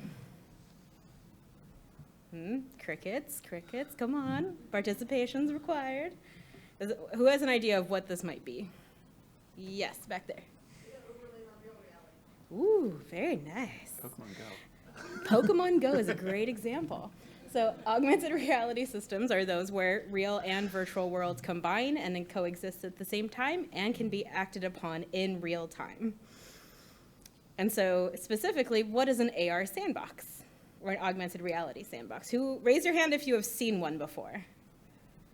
Raise your hand if you have built one before. Yes, 2 of us. Awesome. So give you a little bit of a hint. This is a screenshot of the inside of our sandbox that we have built for our students. And in an augmented reality sandbox, there is real sand, so it's an actual sandbox, and there's a program that's augmenting it, that's on top, that's overlaying the actual sand with contour lines, with simulated water, and different elevation components of it as well. My PowerPoint is available, and so I do have links to if you want to make your own. I can share this with you, or we can talk to you afterwards. I do have all of the information for you to be able to do this on yourself. And so I do not have a lot of this technical know-how. And so we partnered with a local tech company called Deesmaker, who actually put all of our sandboxes together. The main components of that are sand, surprise, surprise. An Xbox 360 Connect, which was reprogrammed as a 3D scanner to measure in the actual heights of the sand, a computer that's running the bathymetry program, and a projector that's laying that back over the sand. And so you can kind of see that demonstrated in this picture here. And blue for us was the lowest elevation of our sandbox, and then green, yellow, orange, red, and then white. So you can even make like snow-capped mountains if you made your, hand talker, if you made your mountains tall enough. And I do have a video, I don't know if the audio will play, but we'll see, of me testing this out for the first time, so pardon the joy.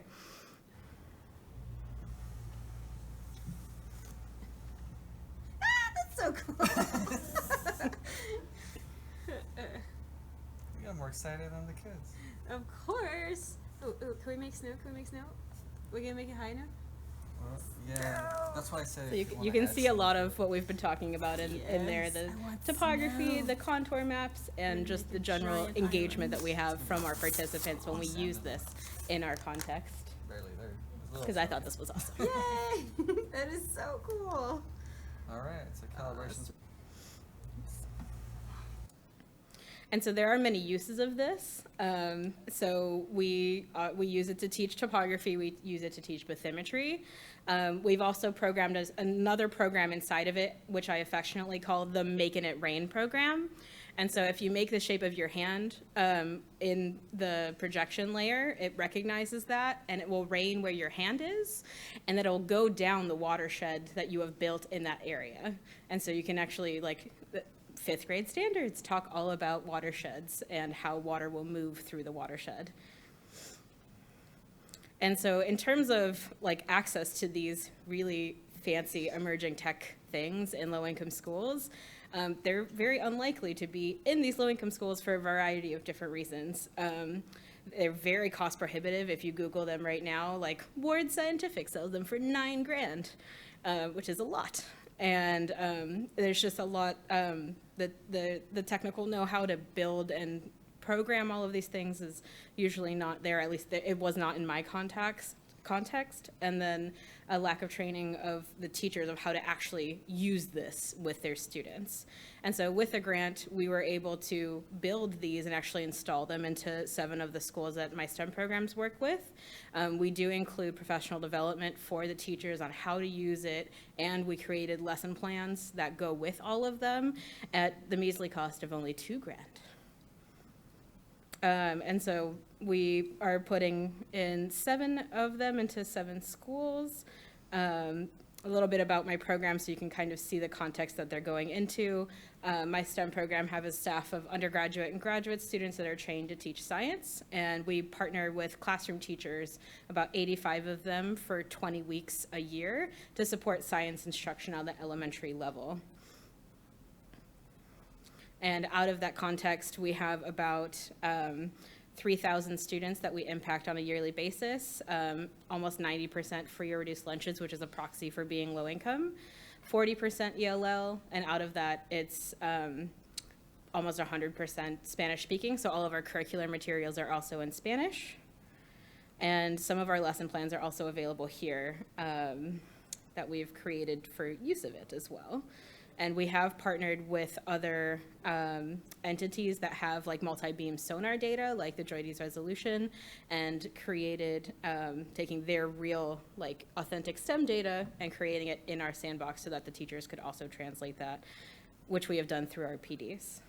And if you have any questions, thank you for the funding. I appreciate it. My kids appreciate it. Thank you, DJ.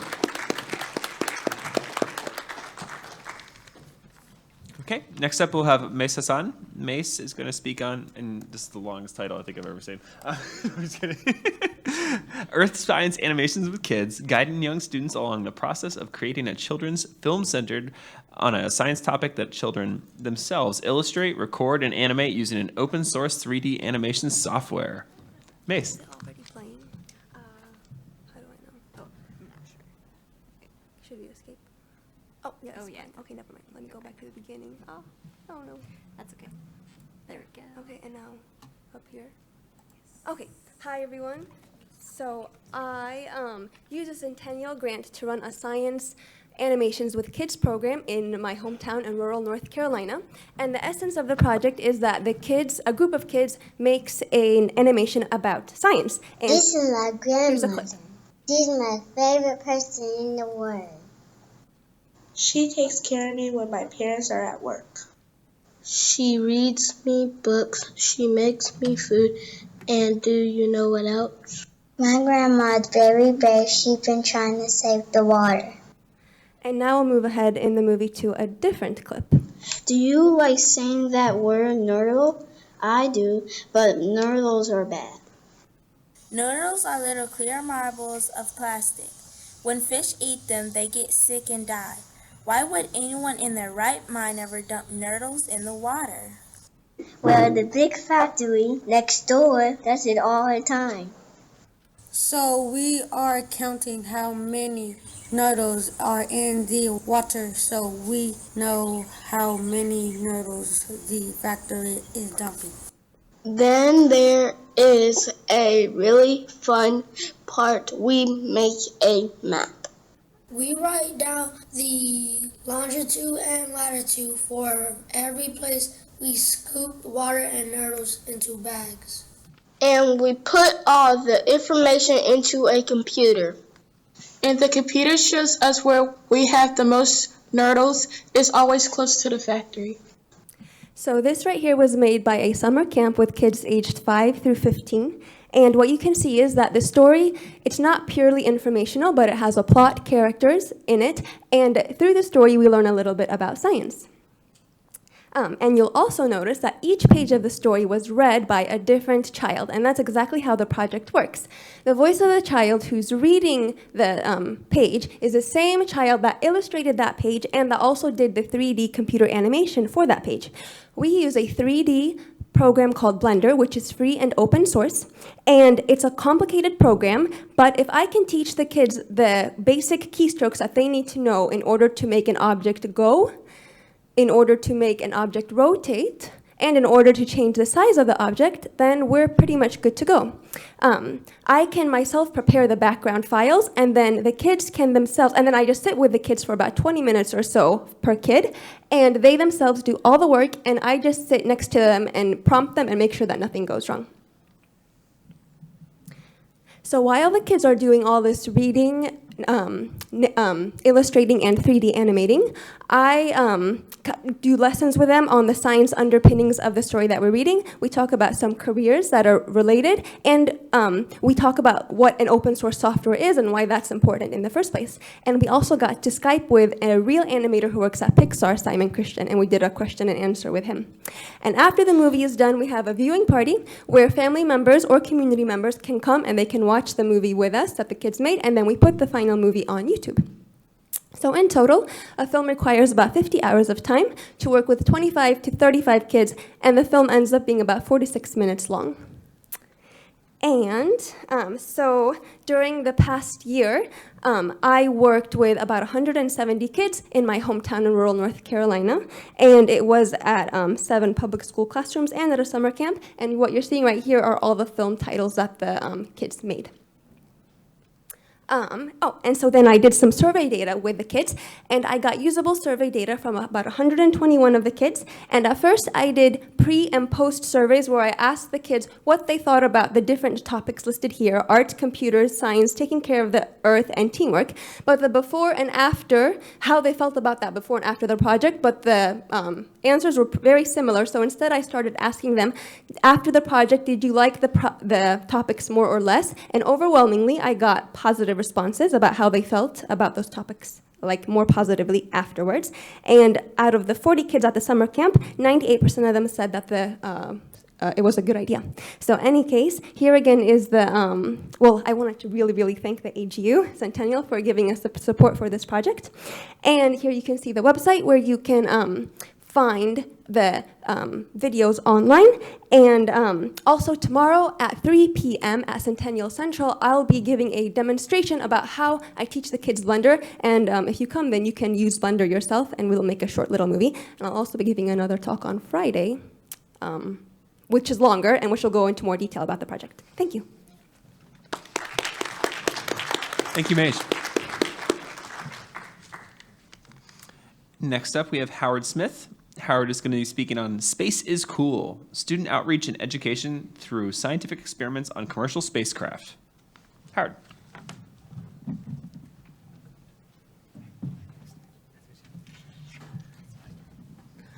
Good afternoon. I'm Todd Smith I'm a space scientist at the Johns Hopkins Applied Physics Laboratory, and I'm going to speak real quickly on a project that we're doing called Space is Cool, which is student payloads experiments on commercial spacecraft.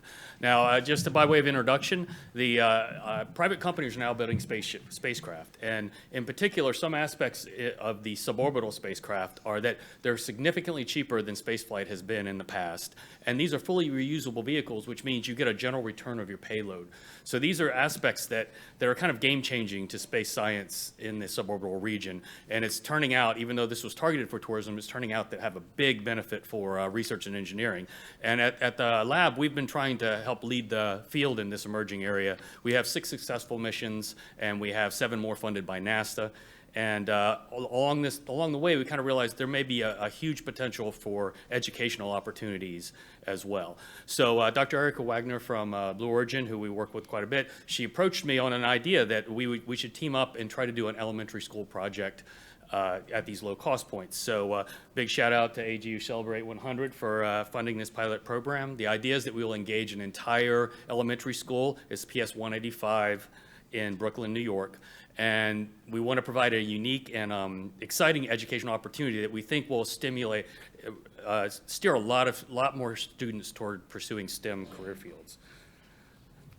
So more about the spacecraft, the Blue Origin New Shepard reusable launch vehicle. It's vertical takeoff and landing, totally reusable, it has a crew capsule.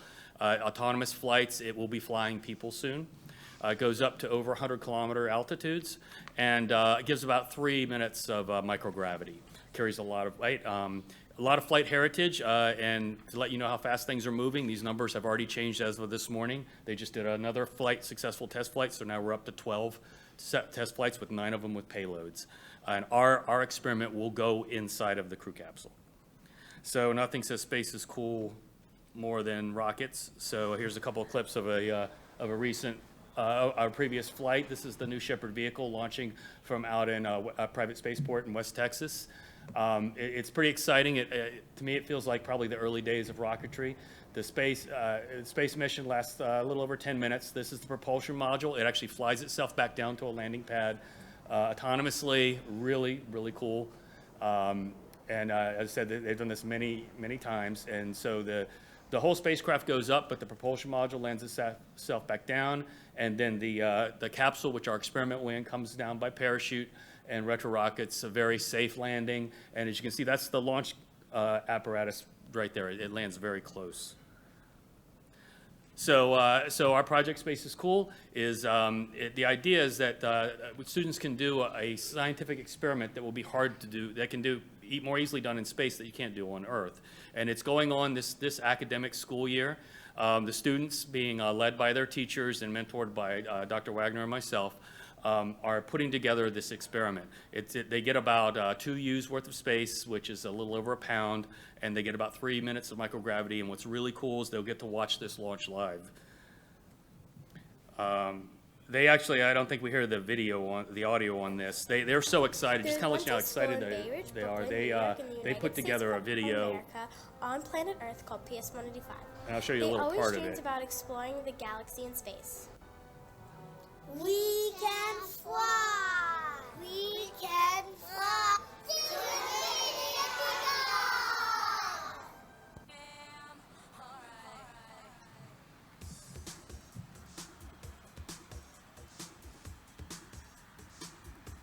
It's just, I'll just kind of forward. They actually, the class is so large, they had to go, they wanted to all assemble, so they, I think it's really just, this has energized the school in ways we didn't even expect. The whole school is just totally behind this. So the project is progressing very well. working very closely with the faculty and staff. The students have selected their experiment. They're going to build a box with a camera and with a mass on a spring and find grains. And what they're going to do is observe the object that's hanging from a spring and predict and observe how the length of that spring changes over different gravitational environments, as well as differing size particles and objects in there to predict how they might move under microgravity. It's a fluid process. The way we started out organizing them is actually evolving, and it's really cool. They've evolved into the older students mentoring the younger students and forming teams. It's really fascinating to see them get out of the box and thinking about it. And these are some pictures of the student teams working together. They as of today, they voted on, they selected their payload name, which I think is Blue Ridge Bears 185, which is like Blue Origin and Bay Ridge and their mascot all together. We're targeting to have the payload complete by 1 March, and it will be on the very next. It's scheduled to be on the very next Blue Origin flight. In summary, space is cool. I'm a little biased, but I hope everybody will believe the same thing. We're doing what we hope is a pilot program for elementary schools that it's generating so much excitement that we can't see how this would not. If I could have done this as a kid, I think I would have jumped even faster into the field. And we're hoping it serves as kind of a template for future programs and possibly even NASA doing ride-along additional grants. And with this low-cost access to space coming about, you can imagine a future where elementary schools may actually have space programs, and that's what we're hoping for. So if you'd like more information, we're going to talk more on the Celebrate stage tomorrow at 4 o'clock, and we'll give a little more detail. But in general, we hope that this project will perhaps inspire a new generation of scientists where the sky truly is the limit. Thank you. Thank you, Todd. So from space is cool to some space data, I'd like to welcome our final speaker, Emmanuel Brace. Emmanuel will be speaking on space data, indigenous farming and food security.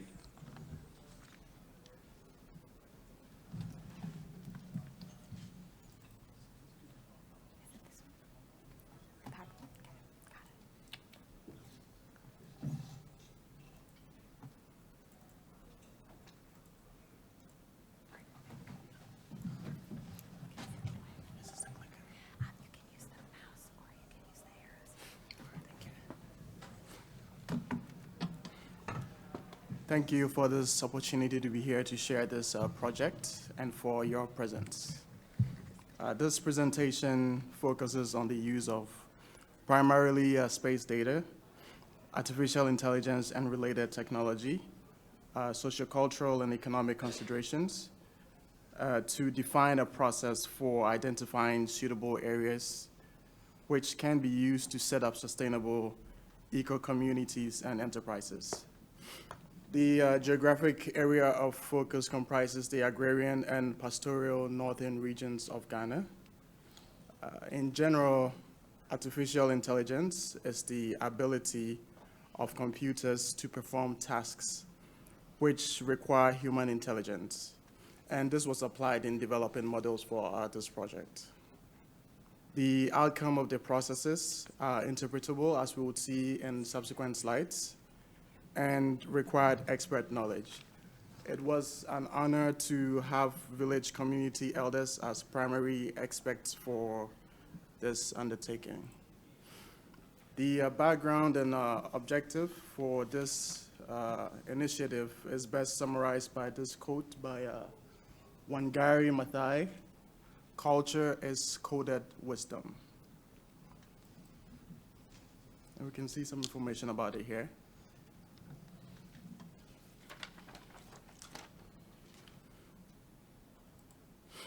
In this slide, we see images from a site visit in 2012 and various pilots which have evolved into this current project.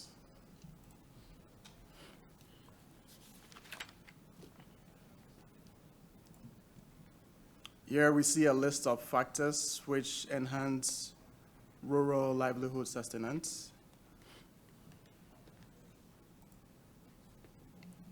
And here, in this slide, we have a map of the northern regions of Ghana with various geographic location-specific data correlated with AI-generated geospatial modeling results.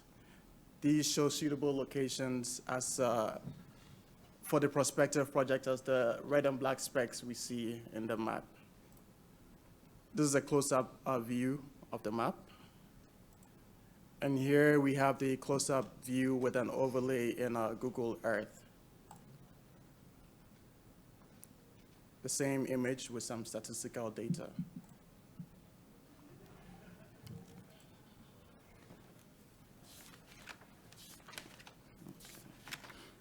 This image shows the best location for the intended project, except that most of the area has been developed. And so for the purposes of the intended projects, the proposed site to the top right, that's the green dot over there, is equally suitable, except that it would require some re-engineering to further enhance its environmental services.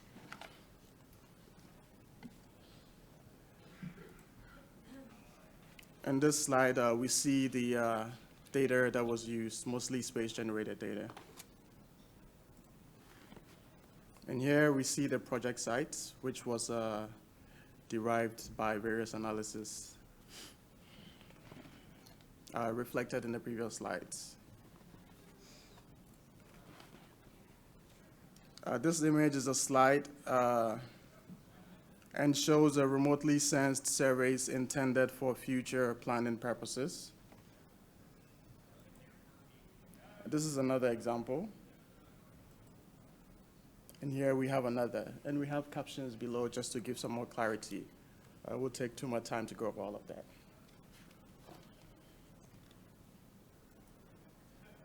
On this slide, we see a list of intended initiatives for the site.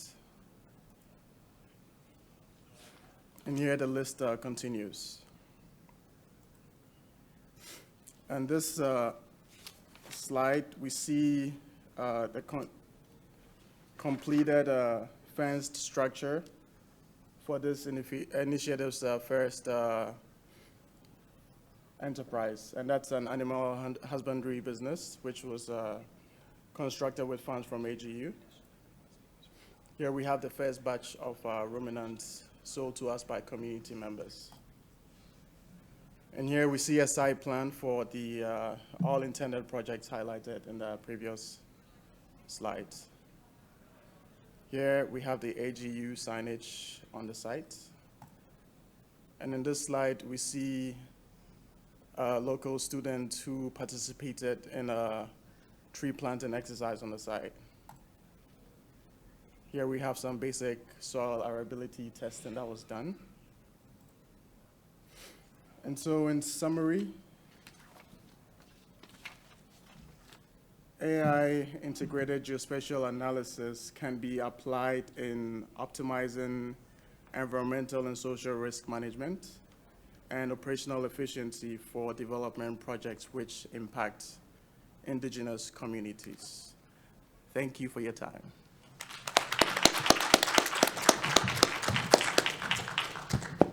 Thanks, Manuel. So with that, we conclude our session, but I wanted to, on behalf of AGU, share my thanks for all the work that you are all doing. It was really, really cool to see, just hear about everyone's different projects that they've been carrying out. And I know this is just like a snapshot into the amazing work that you're constantly doing. So we're happy we got to be like a tiny part of that. So thank you for what you do. Thanks for sharing a little bit about that with us today. We do have a session where a handful of folks that were here today are going to be doing a little deeper dive on their projects at the Celebrate stage here in Moscone South, down in Centennial Central, tomorrow from 3 to 4:40. We'd also invite everyone, all of our grantees, to come for a picture down there a little bit before 3. So if you can make it, that would be great. We'll send a note out over email to remind you, but we'd love to see you again. We don't have time for the Q&A in here, but just kind of sitting back and watching, I know we saw a lot of potential overlap, and I hope you all did too, so we hope that you talk to each other and take some time, even if it's just outside the hallway, to do a little bit of networking. Eric, did you have anything else you wanted to add? No, I just say that you kept thanking us, but no, thank you. You did amazing work. It was super inspiring, and it was fun just to be a part of it, a tiny part. Yeah, so thank you. Okay.